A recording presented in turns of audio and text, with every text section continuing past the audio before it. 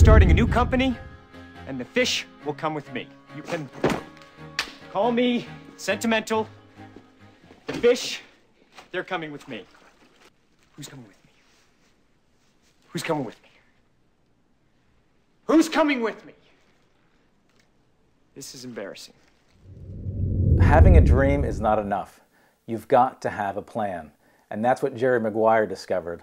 Otherwise, you might be leaving with just the goldfish. And that's the theme for this week's The Weekly Strategy Memo. My name is Rich Tafel, and I'm the president of RLT Strategies. And each week I will answer a question from a world-changing leader. And this question comes to us from Augusta in California. She's doing work with poor children in Mexico, and it says, President Obama in his address last week spoke in favor of charter schools. I have a vision of creating a kindergarten program in Mexico. Would these funds extend to the work in Mexico? And should I do that through a church or through my nonprofit? Well, Augusta, the quick answer to your question is no. The funds that the president spoke about would not extend to work in Mexico.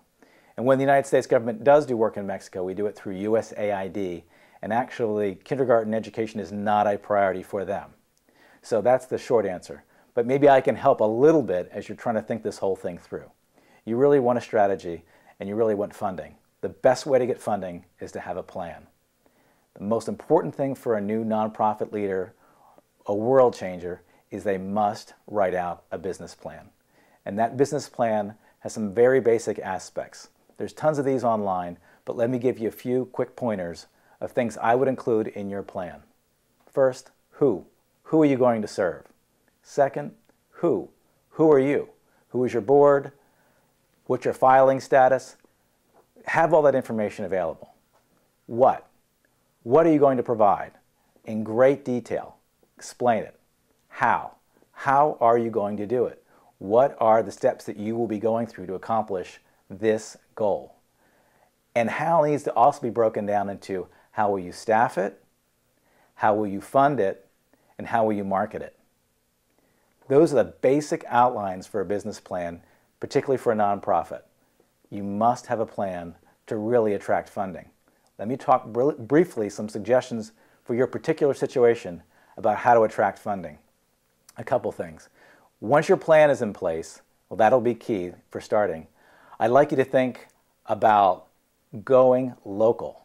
Go to people you know. People give money to people, not to entities. So if you're going to do fundraising, go to your own network. Create strategic alliances.